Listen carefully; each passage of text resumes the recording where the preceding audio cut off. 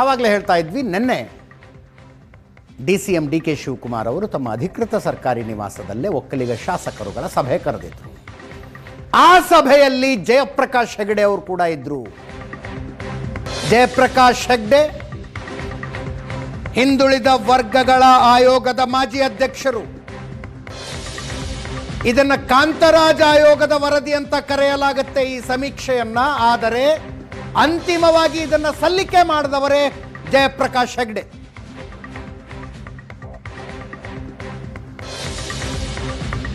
ಅವರ ಎದುರೇ ಅವರಿಂದ ಸಲ್ಲಿಕೆಯಾದ ಸಮೀಕ್ಷೆಯ ವರದಿಯ ವಿರುದ್ಧ ಟೀಕೆಗಳು ಬಂದು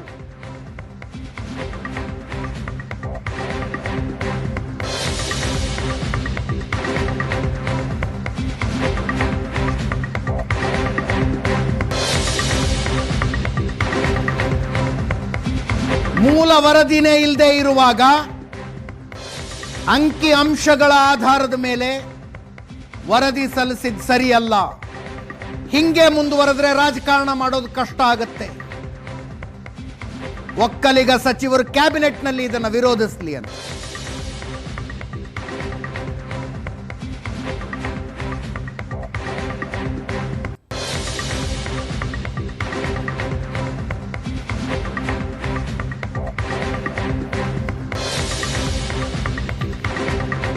ಒಕ್ಕಲಿಗ ಶಾಸಕರುಗಳ ಸಭೆಯಲ್ಲಿ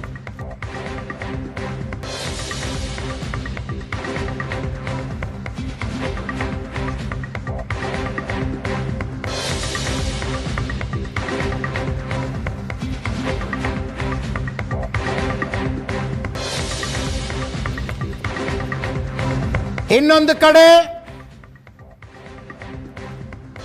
ಕನ್ಸಾಲಿಡೇಷನ್, ರಿವರ್ಸ್ ಕನ್ಸಾಲಿಡೇಷನ್ನ ಚರ್ಚೆಗಳನ್ನು ನಾವು ಮಾಡ್ತಾನೆ ಇದ್ವಿ. ವಿರೋಧ ಬರ್ತಾ ಇರೋದು ಒಕ್ಕಲಿಗ ಸಮುದಾಯದ ಕಡೆಯಿಂದ, ಲಿಂಗಾಯತ ಸಮುದಾಯದ ಕಡೆಯಿಂದ. ಉಳಿದ ಸಣ್ಣ ಪುಟ್ಟ ಸಮುದಾಯಗಳು ನಮ್ಮ ಸಂಖ್ಯೆಯನ್ನು ಕಡಿಮೆ ತೋರಿಸಲಾಗಿದೆ ಅಂತ ವಿರೋಧಿಸ್ತಾ ಇದ್ದಾರೆ. ಆದರೆ ಗಟ್ಟಿಯಾಗಿ ಅಹಿಂದ ವರ್ಗ ಸಿದ್ದರಾಮಯ್ಯನವರ ನಿರ್ಧಾರದ ಪರವಾಗಿ ನಿಂತ್ಕೊಳ್ಳುತ್ತೆ. ಇವತ್ತೊಂದು ಪ್ರೆಸ್ ಮೀಟ್ ಬೇರೆ ಆಯಿತು. ಹಿಂದುಳಿದ ವರ್ಗಗಳ ನಾಯಕರುಗಳ ಸುದ್ದಿಗೋಷ್ಠಿ ಇದು. ಈ ಸಮೀಕ್ಷೆಯನ್ನ ಅವೈಜ್ಞಾನಿಕ ಅಂತ ನಾವು ಹೇಳೋದಿಲ್ಲ, ಹಂಗೆ ಹೇಳೋದು ಸರಿಯಲ್ಲ.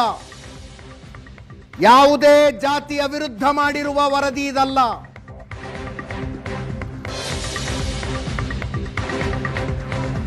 ವಿಶೇಷ ಅಧಿವೇಶನ ಕರೆದು ಚರ್ಚೆ ಮಾಡಿ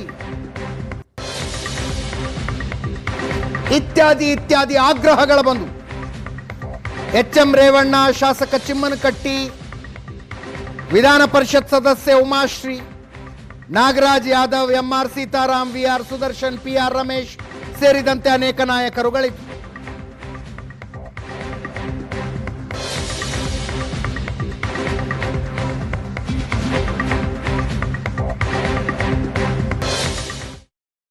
ಯಾವುದೇ ಒಂದು ಜನಾಂಗಕ್ಕಾಗಲಿ ಯಾವುದೇ ಒಂದು ಇದಕ್ಕಾಗಲಿ ಮಾಡಿರ್ತಕ್ಕಂಥದ್ದೆಲ್ಲ ಇವತ್ತು ಖಚಿತವಾಗಿ ಬಂದಿರತಕ್ಕಂಥ ಮಾಹಿತಿ 98% ಜನರನ್ನು ಮಾಹಿತಿಗೆ ಒಳಗೊಂಡಿದ್ದೇವೆ. ಅದರಲ್ಲೂ ಬಂದಿಲ್ಲ ಅನ್ನೋದು ಇವತ್ತಿಗೂ ಕೂಡ ಅದನ್ನು ರೆಕ್ಟಿಫೈ ಮಾಡ್ಕೊಳ್ಳೋವಂಥ ಪರಿಸ್ಥಿತಿ ಏನೂ ಇಲ್ಲ. ಇದು ಜಡ್ಜ್ಮೆಂಟ್ ಅಲ್ಲ, ಇದು ನಿರಂತರವಾಗಿ ಈಗಾಗಲೇ ಇನ್ನೊಂದು ಆಯೋಗನೂ ರಚನೆ ಆಗಿದೆ. ಅದ್ರ ಮುಂದೆನೂ ಕೂಡ ಹೋಗ್ಬೋದಾಗಿದೆ. ಇದರಲ್ಲಿ ಸಣ್ಣ ಪುಟ್ಟ ವ್ಯತ್ಯಾಸ ಇದ್ದರೂ ಸರಿಪಡಿಸ್ಕೊಳ್ಳೋವಂಥ ಎಲ್ಲ ಅವಕಾಶಗಳು ಇದೆ. ಆದರೆ ಇದನ್ನು ತಗೊಳ್ಳೇಬೇಕು, ಇದನ್ನು ವರದಿಯನ್ನು ಜನರ ಮುಂದೆ ಇಡಬೇಕು ಅಂತಕ್ಕಂಥದ್ದೇ ನಮ್ಮೆಲ್ಲರ ಒತ್ತಾಯ. ಅದಕ್ಕಾಗಿ ನಾವು ಸರ್ಕಾರವನ್ನು ಮತ್ತೆ ಮನವಿಯನ್ನು ಮಾಡ್ತೇವೆ. ಈ ರಿಪೋರ್ಟನ್ನು you kindly place it before the people of Karnataka. ಅಂದರೆ ಕ್ಯಾಬಿನೆಟ್ ಮುಖಾಂತರ ಇದನ್ನು ರಿವೀಲ್ ಮಾಡಿ, ಇದನ್ನು ಅಧಿಕೃತವಾಗಿ ರಿವೀಲ್ ಮಾಡಬೇಕು. ಇದನ್ನು ಚರ್ಚೆ ಆಗಬೇಕು, ಇದು ಚರ್ಚೆ ಆಗಲಿ ದಯಮಾಡಿ. ಚರ್ಚೆ ಭಾಳ ಎಮೋಷನಲ್ ಆಗಿ ಚರ್ಚೆ ಮಾಡೋದ್ರಿಂದ ಏನು ಪ್ರಯೋಜನ ಆಗೋದಿಲ್ಲ. ಕೂಗಾಟ ಮಾಡೋದ್ರಿಂದ ಯಾರು ಅದರಿಂದ ಏನೂ ಪ್ರಯೋಜನ ಆಗೋದಿಲ್ಲ. ಇದು ಜನರ ಬದುಕಿನ ಪ್ರಶ್ನೆ. ವೈಜ್ಞಾನಿಕವಾಗಿ ಆಗಿರ್ತಕ್ಕಂಥ ವರದಿಯನ್ನು ಅದನ್ನು ದಯಮಾಡಿ ಪೊಲಿಟಿಸೈಸ್ ಮಾಡುವಂಥ ಅಗತ್ಯ ಇಲ್ಲ. ಕೊಟ್ಟಿರ್ತಾರೆ. ಸೊ ಅದರ ಬಗ್ಗೆ ಆತಂಕಗಳು ಯಾವುದೇ ಸಮುದಾಯಗಳಿಗೂ ಬೇಡ. ಮತ್ತು ಈಗ 6,11,00,000 2011ರಲ್ಲಿ ಜನಗಣತಿ ಏನಾಗಿದೆ, ಇದು ಜನಗಣತಿ ಅಂತ ಹೇಳ್ತಾ ಇರ್ತಕ್ಕಂಥದ್ದು, ಅದನ್ನು ದಾರಿ ತಪ್ಪಿಸ್ತಕ್ಕಂಥದ್ದು ಇದೆಯಲ್ಲ, ಇದು ಜನಗಣತಿ ಅಲ್ಲದೆ ಇದರಲ್ಲಿ ಸಾಮಾಜಿಕ ಮತ್ತು ಶೈಕ್ಷಣಿಕ ವಿಚಾರಗಳು ಹೆಚ್ಚು ಇರೋದ್ರಿಂದ ಇದು ಅದಕ್ಕೆ ಜನಸಮುದಾಯದ ಗುಣಾತ್ಮಕ ಬದುಕಿನ ಪೂರಕವಾದಂಥ ವ್ಯವಸ್ಥೆಯನ್ನು ನಿರ್ಮಾಣ ಮಾಡಿಕೊಡೋದಕ್ಕಿರ್ತಕ್ಕಂಥದ್ದು ಅನ್ನೋದನ್ನು ನಾವು ಹೇಳಬೇಕಾಗುತ್ತೆ. ಮತ್ತು ಇದನ್ನು ಬಹಳ ಅಗತ್ಯವಾಗಿರ್ತಕ್ಕಂತಹ ಈ ಒಂದು ವರದಿಯನ್ನು ಸರ್ಕಾರ ಒಪ್ಪಿಕೊಳ್ಳಿಕ್ಕೆ ಇವತ್ತೇನು ಕ್ಯಾಬಿನೆಟ್ ಕರೆದಿದ್ದಾರೆ ಅಲ್ಲಿ ಒಪ್ಪಿಗೆ ಆಗಬೇಕು. ನಾಳೆ ಕ್ಯಾಬಿನೆಟ್ ಇದೆ. ಕ್ಯಾಬಿನೆಟ್ನಲ್ಲಿ ಒಕ್ಕಲಿಗ ಮತ್ತು ಲಿಂಗಾಯತ ಸಚಿವರುಗಳು ಏನು ಮಾತಾಡ್ತಾರೆ, ಏನು ಸ್ಟ್ಯಾಂಡ್ ತೆಗೆದುಕೊಳ್ತಾರೆ, ಅದು ಕುತೂಹಲ. ನಾಳೆ ಕ್ಯಾಬಿನೆಟ್ನಲ್ಲಿ ಒಪ್ಪಿಕೊಳ್ಳಬೇಕು ಅಂತ ಅಹಿಂದ ನಾಯಕರುಗಳ ಆಗ್ರಹ ಆಗಿತ್ತು. ಸದ್ಯಕ್ಕಂತೂ ಆ ಸಾಧ್ಯತೆ ಕಾಣಿಸ್ತಾ ಇಲ್ಲ.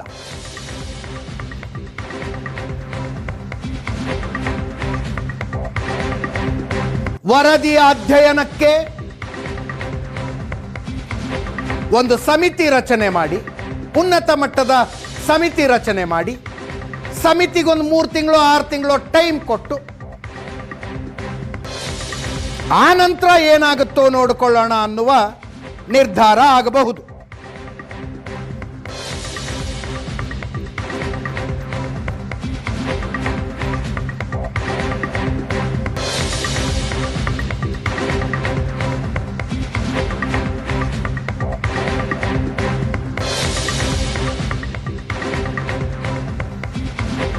ನಾಳೆಯ ಕ್ಯಾಬಿನೆಟ್ನಲ್ಲಿ ಏನಾಗುತ್ತೆ ಅನ್ನುವ ಕುತೂಹಲ. ಲಿಂಗಾಯತ ಸಚಿವರು, ಒಕ್ಕಲಿಗರ ಸಚಿವರುಗಳು ಏನು ಮಾತಾಡ್ತಾರೆ, ಕುತೂಹಲ. ಸಾಧ್ಯತೆ ಏನು ಅಂತ ಪ್ರಶ್ನಿಸಿದಾಗ ಅನೇಕರು ಹೇಳೋದು ಒಂದು ಕಮಿಟಿ ಮಾಡಿ ಕೈ ಬಿಡ್ತಾರೆ ಅಂತ.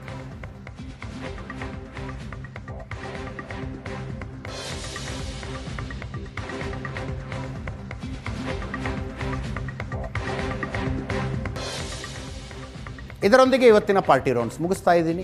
ನೇರ ದಿಟ್ಟ ನಿರಂತರ ಸುದ್ದಿಗಾಗಿ ನೋಡ್ತಾ ಇರಿ ಏಷ್ಯಾನೆಟ್ ಸುವರ್ಣ ನ್ಯೂಸ್.